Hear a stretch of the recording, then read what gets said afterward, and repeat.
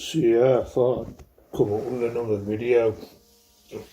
Like I've come up with a bit of an idea that a lot of people, I've heard a lot of people saying that modern films are shit. Like modern cinema is dead. Like a couple of years ago, like around COVID time, you had people like Martin Scorsese saying Marvel films is not real cinema.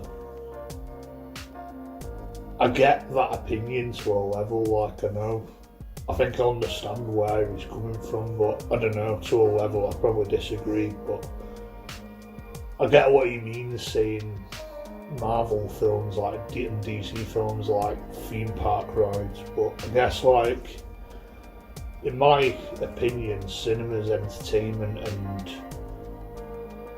theme park rides are entertaining, so like if the film's entertaining, it's done its job in my opinion. That's all I look for in a film, like I've mentioned it in previous videos, but I think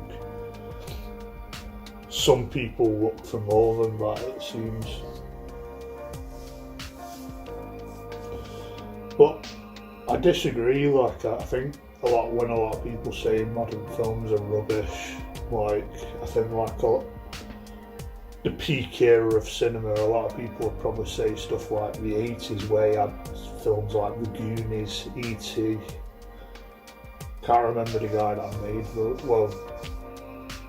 there's a guy that made films like The Breakfast Club and all that, and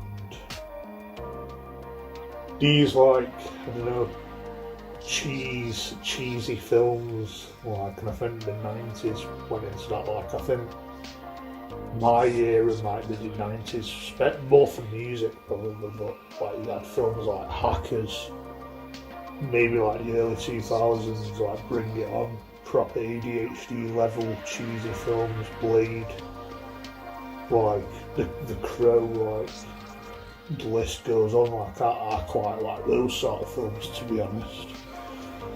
But I think there's like a new era of cinema that I think you have to dig out to look for. Like some people are just not looking hard enough, where people say films are not original anymore, but I think you just need to dig harder, where I think within the last decade I think there's been a huge wave of art house, like especially in America, where you had like your A24 sort of films.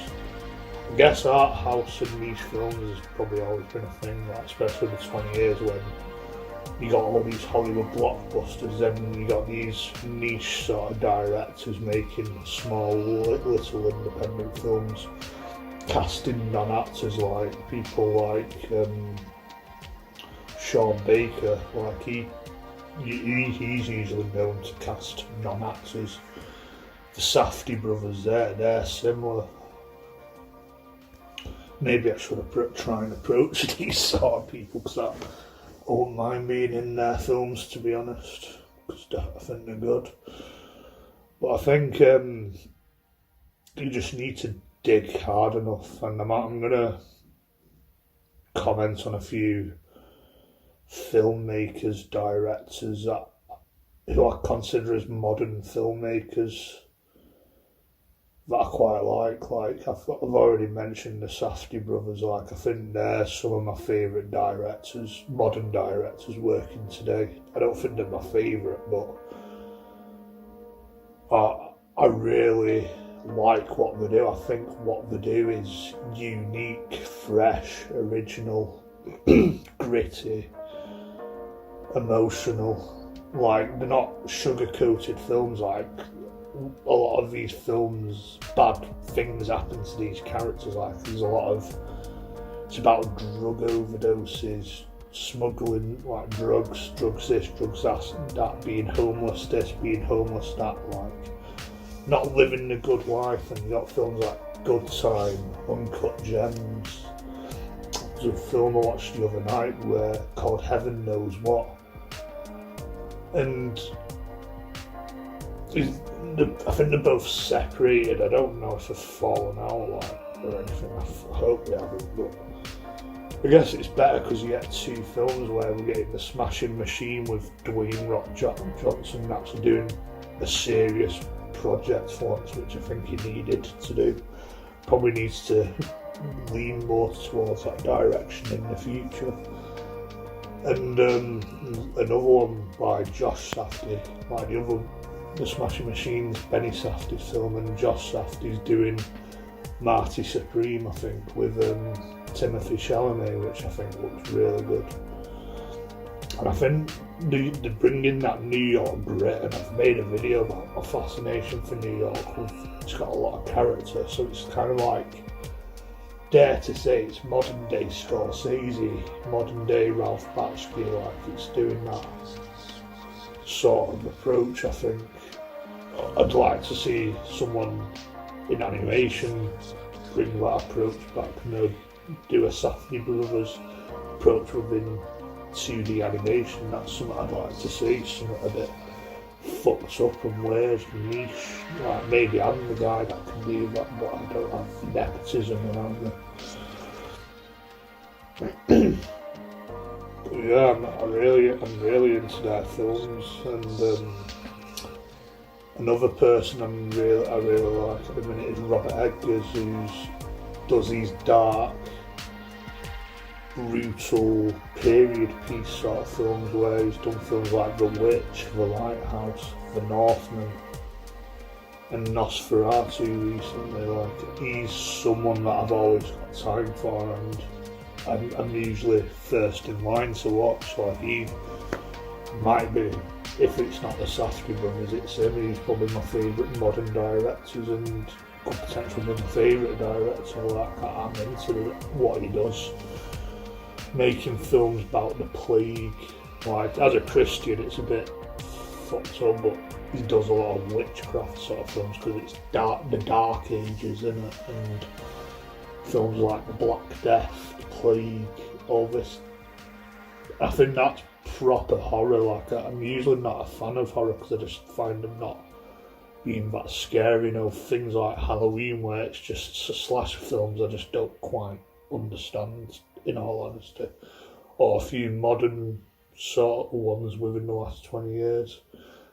But I think horror is a genre that's growing on me, and I think he's top of his game, where he goes back to the dark ages and these brutal, sick times, like the Viking times and the Victorian times. Like, I think he should do some sort of adaptation of A Christmas Carol or a Dickens sort of film that's quite dark and brutal. I think that'd be quite interesting.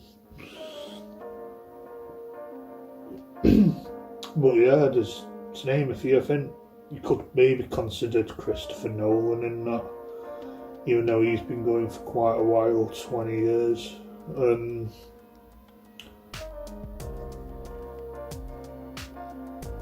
There's a guy called Alex Garland, maybe he could be considered in that, where, I don't know, they just make original films, they're original filmmakers, and I just think you need to, like, dig out, like, you just need to seek out for these sort of films. Like, go on, like, BFI player or website, you'd probably find plenty of them. Like, when you stay up in the middle of the night and you're watching Film 4 sometimes to play these proper niche films. Like, there's a film called Pi, made in 1998 or something, by Aaron oh fucking hell, what's it called now? Did Requiem for a Dream and all that. Bit of an older film, but it's original. I just think it's one of these rare films. Darren Aronofsky or something. Yeah. Like, I reckon I'm watching that. Like, I think that might be the most unique film I've ever watched. Or it's well up there anyway. Like, I've probably come across quite a few unique films, unique filmmaking and all that, unique storytelling. But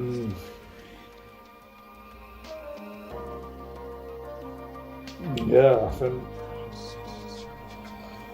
there's still a lot of originality out there, and you just need to seek for them. Like I think A24's probably proven that, like they seem to make a lot of original films where we're living in a world where Marvel's a thing, DC's a thing. They're remaking another Harry Potter series when it's arguably not needed. And well, my thoughts for that's probably for another video. And Scorsese's still doing stuff. Guess you got people like, I forgot his name again, but bad with names.